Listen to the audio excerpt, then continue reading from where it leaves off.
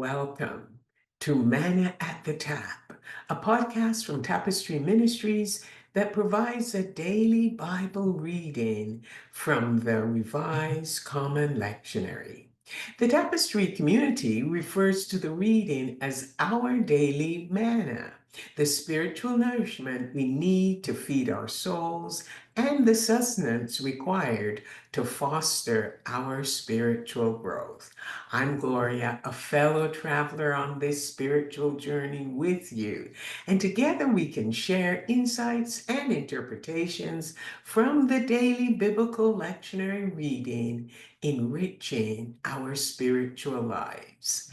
It's Tuesday, February the 4th, 2025, and the lectionary reading comes from the Old Testament book of 2 Kings. This book outlines the history of Israel's northern kingdom and Judah's southern kingdom. The stories focus on the people's relationship with the Lord, detailing their failures and their successes as they experience situations, especially engaging in battles against their enemies. In the book of 2 Kings, there are two notable figures, the prophet Elijah and his successor, the prophet Elisha.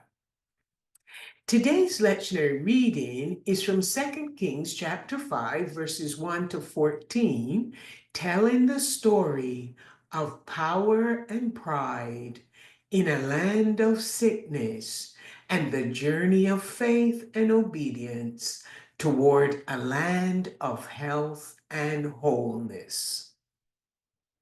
The chapter opens in the land of Syria, where an important and highly regarded commander of the Syrian army has a secret, and he's afraid it will go viral. But it hasn't stopped him from doing his job, and that includes raiding the land of Israel, the northern kingdom, and abducting hostages, including a young girl about the age of 9 or 10 years old. She was assigned to be a servant girl to his wife.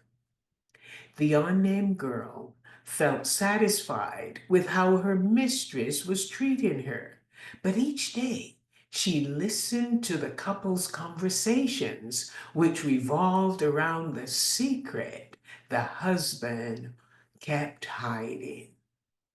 The little girl could no longer restrain herself. One day, without fear, she said to her mistress, "If only my master could meet the prophet of Samaria, he would be healed of his skin disease." Her mistress wondered if this could be true. So she informed her husband, Naaman, and he relayed the little girl's words to his superior, the king of Syria. Although there was a fragile truce between Israel and Syria at the time, the king chose to send Naaman with a letter of introduction to the king of Israel, as he wanted his commander to be healed.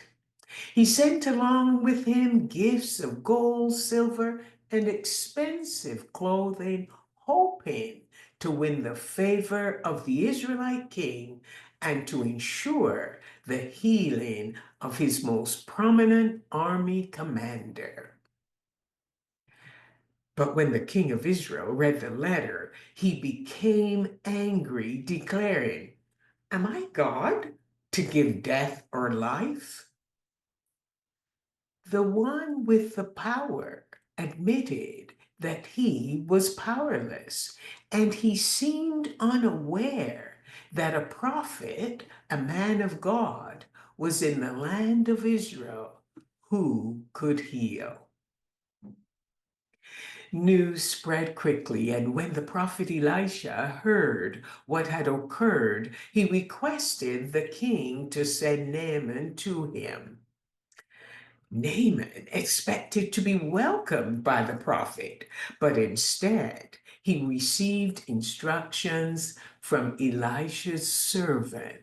And here it was, the instruction given.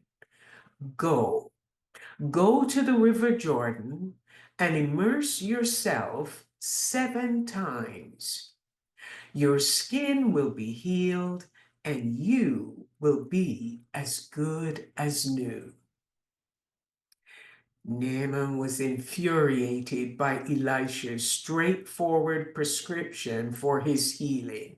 He stormed off, questioning why he should dip himself in the muddy waters of the Jordan River when the rivers in Damascus were cleaner than any in Israel.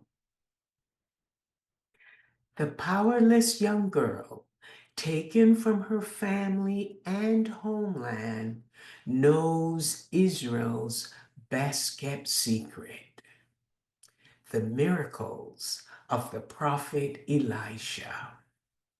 The mighty army commander, Naaman, is surrounded by powerless servants who respect him and call him father.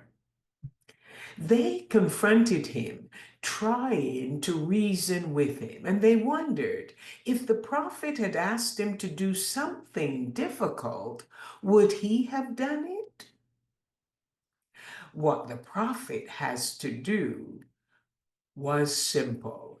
He asked Naaman to wash, and he would be clean after he dipped himself in the River Jordan 7 times. There was this pause, and Naaman was then willing to heed the advice of his powerless servants once again. He had heeded the advice of that little servant girl, and now he is going to heed the advice of his powerless servants. He will swallow his pride and he will make his way down to the Jordan Valley. In circumstances that did not meet his expectations, his servants counted as Naaman dipped himself 1, 2, 3, 4, 5, 6 times. When he came up the 6th time, Nehemiah wondered, what will happen when I dip the 7th time? When he emerged from the water for the 7th time, he examined his skin, and it resembled that of one of his young servants. He felt good about himself, and he was as new as ever.